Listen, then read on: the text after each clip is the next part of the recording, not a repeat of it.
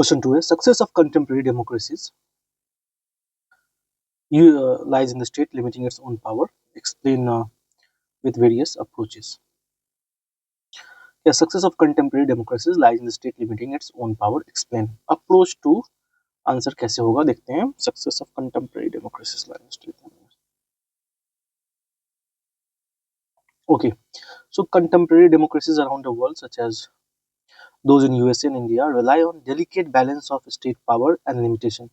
Delicate balance of state power and limitation. The success of these democracies hinges कहाँ अटकता है on the state willingness to limit its authority while upholding the principle of freedom and democracy. Now, tenets of success of contemporary democracy: freedom of speech and free press. Contemporary democracies thrive on principle of free speech and free press, allowing citizens to express themselves and hold the government accountable for its action. Why success of democratic depends on the state limiting its power? G.S. Mill harm principle, philosopher John Stuart Mill advocate the harm principle, asserting that the state's only justification for limiting individual liberty is to prevent harms to others. This principle underscores the importance of states' restraint in interfering with citizens' life. Deliberative democracy, these scholars like Jürgen Habermas and Iris Marion Young have explored the concept of deliberative democracy, which emphasizes the role of reasoned public discourse in such a framework. Limiting state power is crucial to enabling genuine deliberation. Criticism authoritarianism: if the state does not limit its power, it can lead to authoritarianism. The single authority or a small group holds absolute control. Historical examples include dictatorial regimes like Nazi Germany and Soviet Union. Anarchy, on the other hand, extreme too much loosening of state power can result in anarchy, where there is a lack of effective government and social disorder prevails.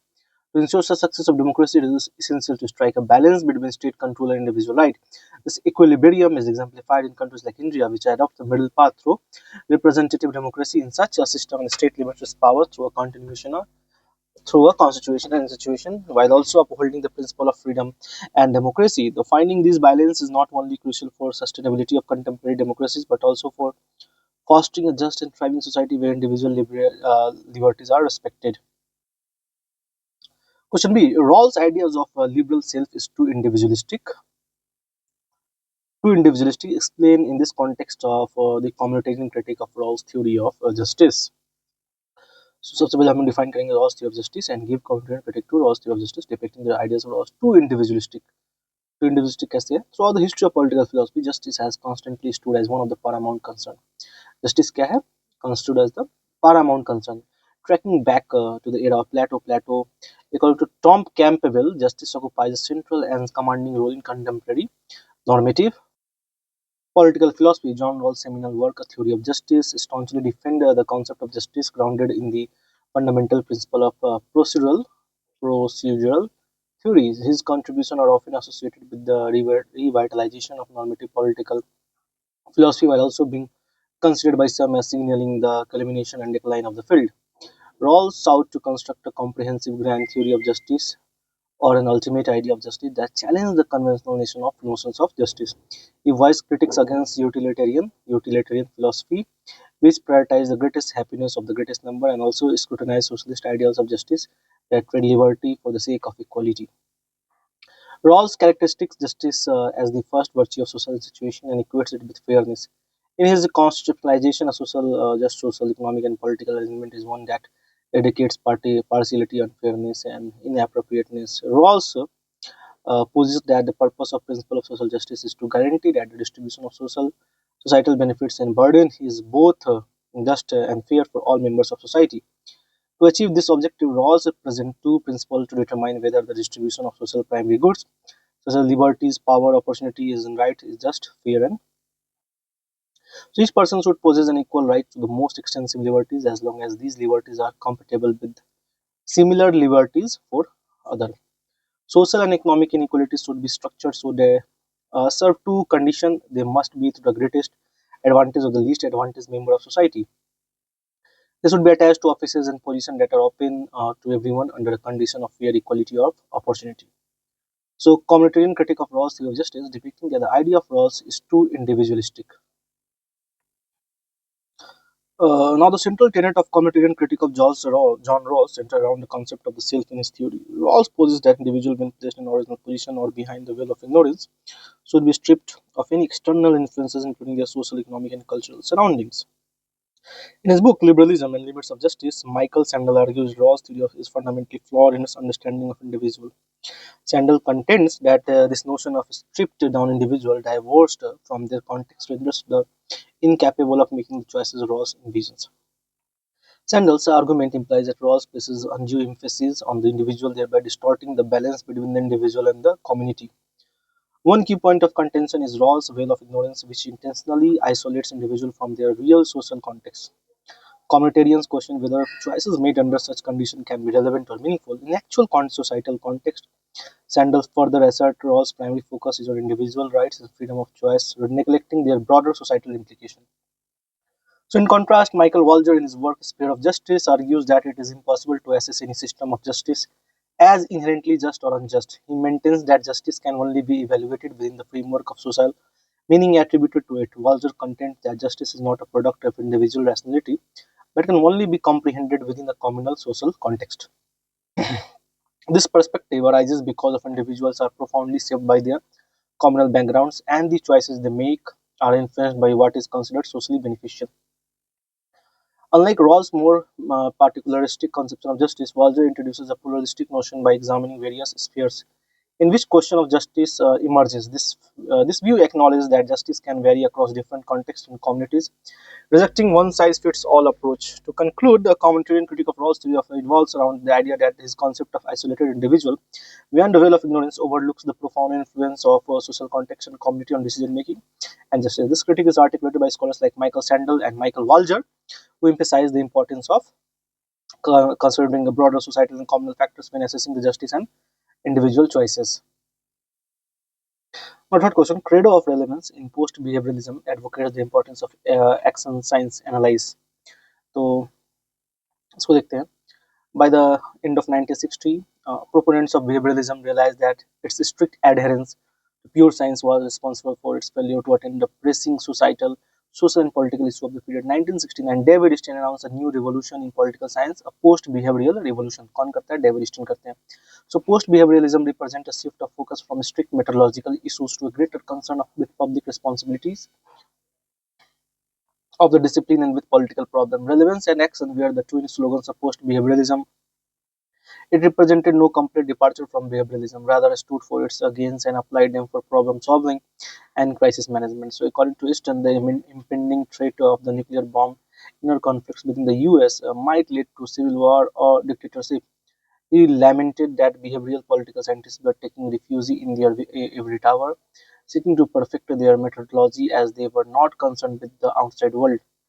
Post behavioralism has shown interest in the choice of values. Eastern emphasized intellectual historical role in protecting human civilization, and if they fail to play this role, they would be reduced to mere technicians for tinkering the society. Post behavioralism is interested in social change for solving social problems. Easton concluded that scientists could adopt a rational interest in value construction and application without denying the validity of their science. Accordingly, post-behavioralism seeks to reintroduce a concern for values and goals of social policy without linguising other tenets of behavioral approach. Post-behavioral sought to convert pure science into applied science. Coming to 3A, fascism display an ambivalent stance towards parliamentary democracy. So, coming to fascism is not typically regarded as a coherent ideology. कुछ इसमें coherence नहीं है. We'll see abstract things. But rather as a form of propaganda, it is often considered hodgepodge of ideology. क्या है? Hodgepodge, mixing of different ideologies. Hodgepodge कहते हैं and adapting various elements based on convenience. Fascist rulers, driven by political opportunism, incorporated whatever suited their immediate needs to their ideology. This opportunistic nature led to an ambivalent stance towards the parliamentary democracy. Adapting various elements based on convenience, fascists were driven by political opportunism, incorporated whatever suited their immediate needs to their ideology. This opportunistic nature led to an ambivalent stance towards parliamentary democracy. While some fascist regimes initially engaged with democratic processes, they ultimately sought to undermine or replace parliamentary democracy with authoritarian rule.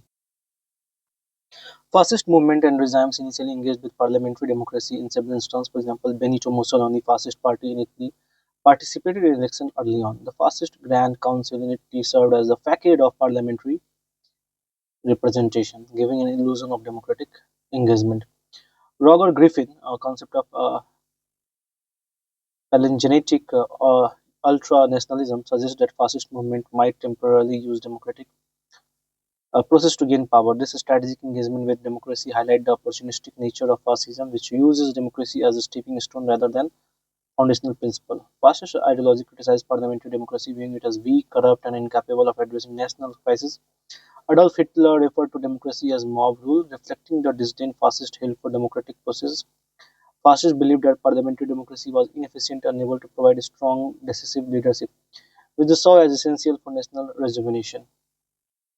Fascist regime often manipulated and subverted democratic processes, once in our power. The Enabling Act of 1933 in Nazi Germany, for instance, effectively ended democracy by granting Adolf Hitler dictatorial power. Fascists uses propaganda and authoritarian tactics to undermine democratic institutions, ensuring their consolidation of power.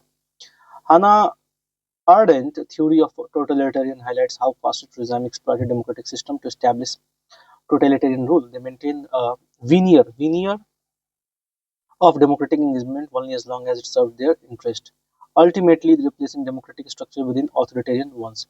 The concept of such a state of exception suggests that fascism upheld democratic principle only when it was convenient. Once in power, fascist regime did not hesitate to discard this principle in favor of authoritarian rule. While the fascist movement sometimes engaged with democratic process, their ultimate goal was to replace democracy with authoritarian rule. So, Joan L. Lynch succinctly states fascism is first and foremost a negation of democracy. क्या है सबसे पहला negation of democracy? Understanding fascism ambivalent approach to democracy remains relevant in today's political discourse, highlighting the dangers of political opportunism and the fragility of democratic institution. Now, affirmative action policies draw as much strong criticism as strong support. Much strong criticism, yes. Support भी है, criticism भी. Analyze this statement in context of equality. Yes, बहुत problem है जहाँ ढंग से analysis नहीं किया जा पा रहा है, कौन गरीब है कौन अमीर है, और किसी को भी अनवांटेड फेवर मिल रहा है. आते हैं मॉडल आंसर पे. तो affirmative action policies aimed at addressing historical and ongoing inequalities provoke but strong criticism and strong support aimed at addressing historical and ongoing inequalities. ठीक है, इसके ऊपर लेकिन provoke both strong criticism. In this context of equality, these policies have a complex and ongoing debate. This analysis will examine the argument for and against the affirmative action, considering their impact on the pursuit of equality. Additionally, it will touch upon the criticism of these policies and highlight the relevant scholars who have contributed to this discourse. Arguments in support of affirmative action. तो historical injustice पे आते हैं. Proponents argue that affirmative action is necessary to rectify past and present discrimination, particularly against marginalized community. It seeks to level the playing field by providing opportunities to those historically excluded. Scholars like and Patricia William have explored the concept of interest convergence, suggesting that significant racial progress often occurs when it aligns with the interest of the majority. Diversity benefit pathway supporters contend that affirmative action foster diversity, enriching educational and workplace environment. Exposure to diverse perspective enhances understanding and promotes equality. Research by social scientists such as Thomas Pettigrew and Robert Putnam has highlighted the societal benefits of diversity. Temporary measures पे आते हैं तो some argue that these policies are temporary measures needed to jump start equality. Once societal disparities diminish, they could become unnecessary. Legal scholars Ronald Dworkin has discussed the concept of affirmative responsibility, suggesting that society has an obligation to address historical injustice. Now, criticism of affirmative action, reverse discrimination. Critics assert that affirmative action can lead to reverse discrimination where individuals from majority group face disadvantage in admission or hiring processes. Legal scholar Richard Epstein has critic affirmative action policies on this ground. Meritocracy concern. It is argued that these policies comprise a principle of meritocracy, potentially placing less qualified candidates ahead of more qualified ones. Economist Thomas Sowell has criticized affirmative action for this reason. Now, stigmatization पे आते हैं तो some contend that affirmative action stigmatizes beneficiaries, perpetuating the notion that they are only selected due to their identity rather than their abilities. So, scholars Selby Steele has explored the concept of stereotype trait in this context. Means versus in the debate over affirmative action often centers on differing inequality in interpretation. Advocates prioritize equality of opportunity, aiming to dismantle barriers. Opponents stress equality of outcome, focusing on results. Influential philosophers, including John Rawls and Amartya Sen, have contributed to this discourse. Societal impact path affirmative action influences on societal attitude and relationships remains a contentious topic. It promotes question about whether it's foster understanding or resentment. Scholars like Jennifer Hochschild and Orlando Patterson have delved into its socio-political consequences. As society grapples with these issues, the discussion around affirmative action remains a central point of contention in the ongoing pursuit of equality, drawing on site from various scholars across disciplines. Now, Eurocentrism is both its target and the motive force of post-colonial political theory discuss. So, Eurocentrism is both target and motive force of post-colonial political theory. Now, discuss. So, Eurocentrism denotes an interpretive lens where European culture, history, and values are elevated as norm against which all other cultures would be evaluated. So, Eurocentrism denotes an interpretive lens where European culture, history, and values are elevated as norms against which all other cultures would be evaluated. While post-colonial theory aspires to dismantle Eurocentrism perspective, it also finds itself at times entangled in Eurocentric framework, creating a complex dynamics. Edward said, under groundbreaking work, Orientalism provides incisive critique of Eurocentric conceptualization. Said illustrates how the West construction of Orient as exotic, backwards, and inferior serves to justify imperial ambitions. He contends that such representations are not innocent but fraught with power dynamics that sustain Western hegemony. Said works reveals that Eurocentrism is not just an academic failing but has real-world implications in perpetuating inequality. Eurocentrism as a tool, the paradoxical relationship between post-colonial theory and Eurocentrism becomes apparent in the works of scholars like Homi K. Bhabha, while Bhabha theory of hybridity undermines fixed cultural identities, offering a counter-narrative to Eurocentrism binaries. It also relies on Eurocentric philosophical traditions such as post-structuralism. Partha Chatterjee further elaborates on this paradox, arguing that post-colonial notions often adopt Eurocentric models of statehood and governance, thereby inadvertently reinforcing the very framework they aim to dismantle. Balancing the duality. To address this intricate interplay, Gayatri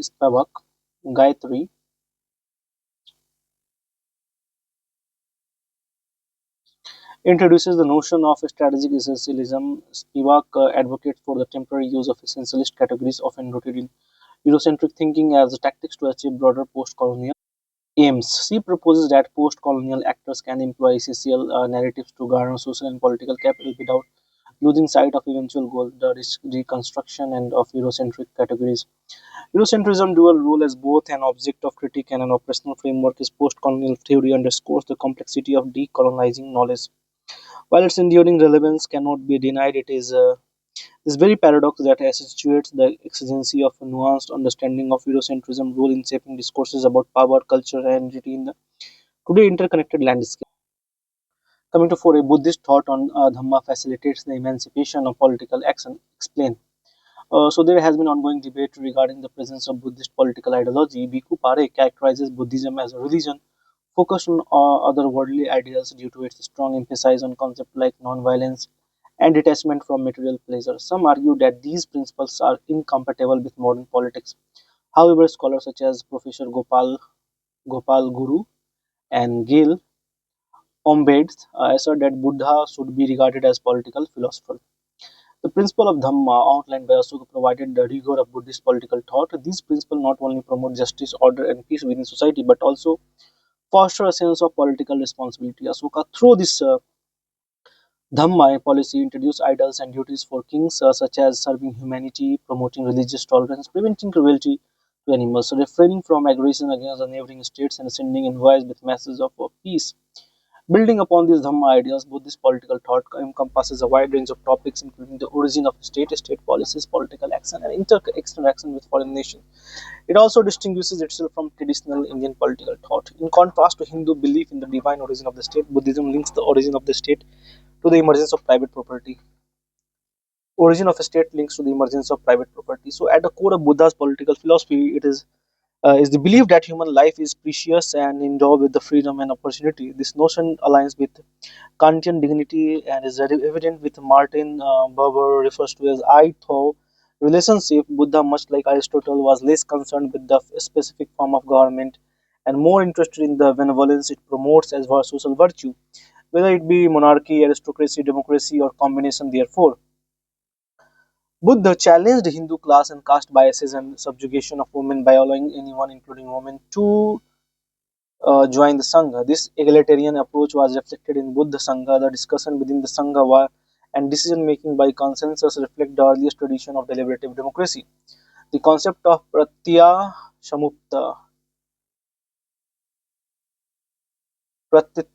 pratitya shamutpada, samutpada, or dependent or reorganization in Buddhism emphasized the interconnectedness of all beings. Highlighting a cosmopolitan worldview, Buddha was primarily in fascist advocating for the renunciation of war and violence. He advised kings to embody nobility, gentleness, modesty, selflessness, and generosity, while also promoting universal health care and discourage violence. India's doctrine of Panchshel in its international relations is rooted in Buddhist teaching and has been beneficial in navigating the turbulent global landscape. While realism and realpolitik dominate contemporary political ideology, Buddhist political thought remains key to establishing a harmonious society and promoting peace on the international stage. Now, the legal subordination of one sex to another is wrong in itself and now one of its chief hindrances to human development. J.S. Mill comment. Now, another question. The legal subordination of one sex to another is wrong in itself and now one of the chief hindrances to human development. J.S. Mill. This is comment. So, J.S. Mill, a towering figure in the annals of political and social philosophy, has unequivocally denounced the legal subordination of one sex to another. He identifies this systematic inequality not merely as an ethical aberration but also as a formidable impediment to human development. This dual aspect of Mill critique not only cements its philosophical depth but also amplifies its socio-political relevance across epochs. The Mill ideological foundation are intricately built on principles of individual liberty and equality. His landmark work, The Subjugation of Women, serves as the seminal text in laying down the moral and social and economic justification for gender equality. Mill's argument, robustly grounded in utilitarian ethics, decries the wastefulness of subjugating women and thus squandering the potential of the half human population. This aligns closely with the theories of Amartya Sen, who extrapolated on the idea of missing women and argued that gender inequality has severe economic repercussions. Social ramification पे आते हैं. The consequences of legal subordination extended well beyond legislative framework into the fabric of society itself, evident in persistent wage gaps, limited educational opportunities, and reduced access to social goods. These consequences manifest in tangible losses in societal well-being. Scholars like Catherine McNeon extended Mill's argument by contending that such a systematic subjugation creates a power imbalance affecting not just the subordinated sex but also the quality of societal relation and progress. The contemporary applicability of Mill's critique is starkly evident. Laws surrounding issues like marital rape, inheritance, and reproductive rights in numerous jurisdictions continue to perpetuate gender based inequalities. Martha Nussbaum capability approach provides a moral interpretation that dovetails with Mill's thesis.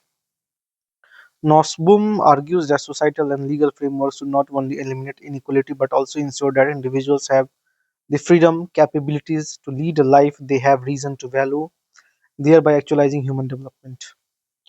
John Stuart Mill's critique of a legal subordination of one sex to another engages with the dual dimension of moral wrongness and its role as an obstacle to human progress. As corroborated by contemporary scholars, Mill's critique is not just historically significant but also of urgent contemporary relevance. A holistic revision of gender biased laws is an imperative for any society aiming to promote comprehensive human development. Question number C. Sri Aurobindo idea of Swaraj has deep significance in Indian social and political and cultural history analysis. Sri Aurobindo पे आते हैं. So Aurobindo Ghosh belonged to the extremist phase of INC and was a critic of moderate. He was against constitutional matters and gave the theory of passive resistance. किस चीज का theory देते हैं? Passive resistance. According to him, Swarajya is essential for both individuals as well as nation, but individual Swarajya should not contradict with that of nation. For this, suggested the spiritual concept of Swarajya. Critique of a liberal concept of freedom. According to him, liberal anarchic view of freedom is mechanical. It ignores the importance of society. Liberty should not be seen as a device to satisfy one's own impulse without taking into consideration the impulse of others. The biggest flaw of the above concept is it puts individual against society. Socialist concept of freedom. Freedom should be such which allows individual to achieve freedom in a way which is not detrimental to society. To understand the meaning of freedom, the source is the soul. One should follow the message of soul because only when we can have peace. Freedom is not just the fulfillment of mental or physical needs. Freedom is flowering of the divine within us. This can only be achieved through spiritual upliftment. Once the spiritual Swaraj is obtained, political and social freedom will follow as the individual soul will be pure. Impacts on Indian history. Society. Aurobindo called for unification of Hindu and Muslim in the fight of independence. Spiritual Swaraj of Aurobindo calls for pure soul. This indeed led to the minimization of religious differences. Political Aurobindo, through his ideas of Swaraj, has emphasized that Indians are not meant to be slaves. If they attain spiritual Swaraj, they will be able to guide the world to perfection and emancipation from material attachment. In the Indian political discourse, the concept of Vishwaguru emerged from his ideas. Cultural, the main aim of Aurobindo's pure soul is to attain क्या है आपका सत चित आनंद सचितानंद सत chit anand, which can be attained through the yoga. The concept of Sachitanand, attainment of pure pleasure and yoga, has been dominant in India's cultural history. Aurobindo has been criticized for ignoring social issues and advocating violence through association with revolutionary groups. But his defenders says that importance of social issues not ignored but priority is reduced because Swaraj is the precondition for any social reform.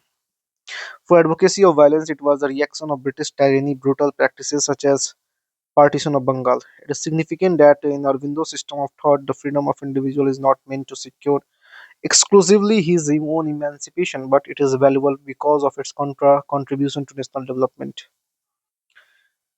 He stood for challenge to authority and protested against injustice through cooperation of the masses. His rejection of colonialism and insistence of reorganization of mankind on the basis of equal respect for all nations paved the way for the emancipation of mankind. In this way, the traditional content of Aurobindo thought was placed into service of creating moral force for the modernization of India. Question fifth A imprint of British constitution Indian constitution क्या क्या वहां से लिया गया है British से तो देखते हैं not too tough to answer so the British Constitution had profound imprint on Indian Constitution as India's path to independence was marked by the colonial rule that lasted for nearly 2 centuries. The Indian Constitution adopted in 1950 bears several significant influences from its British counterpart while also incorporating indigenous elements to suit the diverse and complex nature of Indian society. Parliamentary system पे आते हैं. One of the most conspicuous imprints of British Constitution is the adaptation of parliamentary system of government. India's political structure closely resembles that of United Kingdom, with the president is the ceremonial head. तो parliamentary system हो गया, rule of law हो गया, fundamental right हो गया, bicameral legislature हो चुका है, फेडरल स्ट्रक्चर हो गया है, constitutional monarchy to republic, common law system, governor general to the president. So, despite these strong British influences, the Indian Constitution also incorporated indigenous element to address the unique challenges and diversity of the nation. It includes provision for reservation in government job, education situation for historically disadvantaged groups, reflecting India's commitment to social justice and inclusivity. क्या है? Social justice and inclusive सबका साथ सबका विकास. Therefore, the imprint of British Constitution on Indian Constitution is undeniable. is क्या है? Undeniable. Undeniable. It laid the foundation for India's democratic governance, rule of law, and protection of individual rights. However, the Indian Constitution is not mere replica. It adapts and blends these influences with India's cultural, social, and political realities to create a unique framework for the world's largest democracy. Coming to question number B, environmentalism of the poor. Environmentalism of the poor. So the term environmental movement encompasses various social movements and struggles related to ecological security and livelihood concern within the broader development discourses. In the Indian context, it is important to note that there isn't a singular unified environmental discourse. Rather, there exists what Ramachandra Guha refers to as varieties of environmentalism. ठीक है, तो यहाँ varieties of environmentalism चल रहा है. In contrast to the Western origin of modern environmentalism, which were often driven by scientists and the desires to preserve pristine nature, environmentalism in India began as a result of protest by the rural communities, particularly women and disadvantaged population who directly suffered from environmental degradation. In India, the environmentalism emerged not out of the leisure but as a matter of survival. Ramchandra Guha aptly described it as empty watch environmentalism, highlights the fundamental connection to basic needs. Sunita Narayan also distinguishes it from Western environmentalism, labeling as it is utilitarian conservatism. Now, the evolution of environmental movement in India can be divided into three key phases: phase 1, phase 2, and phase 3, 1947 to 70, 70 to 1990, and since 1990s. This era primarily focused on industrialization with the aim of catching up with the developed world. Guha characterizes this phase as the age of ecological innocence. Phase during this period, environmental movement gained momentum in India, paralleled by the emergence of environmental journalism. It witnessed significant environmental movement like the Chipko movement. However, the environmentalism was often viewed as an interference during this phase. Phase 3, the post 1991 economic reform deeply impacted environmental movement, liberalization, privatization, globalization weakened the environmental movement as the government formed alliances with foreign capabilities to pursue high economic growth. This era saw a global competition among developing countries to attract investment. Even it meant relaxing environmental safety norms. Environmental movements that opposed such policies were increasingly labeled as anti-nationalist. Sunita Narayan, while discussing the Indian environmental movement, does not note that it tends to be sporadic and lacks the clear vision. While emphasizing the importance of protecting environmental and proposing harmful development projects, it often falls short in providing alternative solutions that reconcile development with environmental conservation. In response to this gap, she introduces the concept of new environmentalism. क्या है? New environmentalism. According to Sunita Narayan, it is also important to look for solution not just pose problems that do not go away, but this search for technologies and approaches to environmental management will have to recognize the need to do things differently so that sustainable growth is affordable to all. It also recognizes that new age institutional standing is vital. We cannot improve importance without investment in boots on the ground. This demand a new way of environmentalism, one that can move beyond the problems of today and yesterday, to embrace ideas without dogma, but with idealism and purpose. But for this to happen, this time be imbibe politics that will make this environmentalism happen.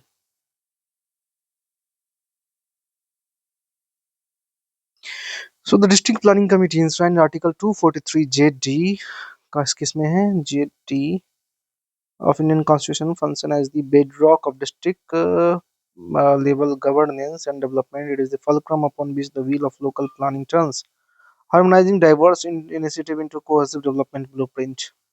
The central duty of DPC lies in the drafting of the district draft development plan, a foundational document that integrates input into panchayat and municipalities, acting as the conduit between local and state governance. The DPC role in executing development and schemes is indispensable. EM Sridhan research underscores the necessity for a unified body such as DPC for effective decentralization of planning. In the labyrinth of India's administrative machinery, the DPC stand out as a linchpin in the decentralized governance. It brings local nuances to the fore in broader development strategies, ensuring grassroots consideration are not left out. Scholars George Matthew elaborates on how decentralized entities like DPC are reservoirs of local knowledge, instrumental for any successful development plan. However, the committee is often shackled by constraints like limited financial resources, administrative autonomy, and expertise. Such challenges tend to undermine its role as a robust planner at a district level. Pranav Vardhan analysis indicates that without genuine decentralization of financial and administrative terms, DPC risk becoming ceremonial structures lacking real potency. A district planning committee plays a non-negotiable role in orchestrating local development plans in India. Yet their effectiveness is often esteemed by bureaucratic and resource-based constraints. Corrective measures such as enhancing their fiscal autonomy, capacity building through training programs, and inclusion of subject matter expertise could fortify their role. Only by recalibrating our approach towards these committees, we pave the way for sustainable and more participatory local governance. Question number D, Satyagraha and national Indian nationalism. The idea of Satyagraha emphasized the power of truth. ठीक है, Mahatma Gandhi believed that this dharma of non-violence could unite all Indians without seeking uh, uh,